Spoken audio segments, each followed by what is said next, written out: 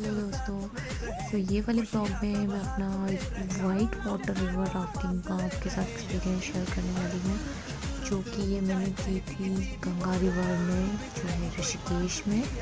ये सबसे longest river rafting मैंने की है, ऑलमोस्ट फॉर 16 किलोमीटर। इसके रैपिड्स शुरू में बहुत छोटे एंड सिंपल थे, बट जैसे जैसे हम आगे जाते गए, आप देख ही सकते हैं वीडियो में, काफ़ी ज़्यादा टफ और एक्साइटिंग थे। I enjoyed a lot.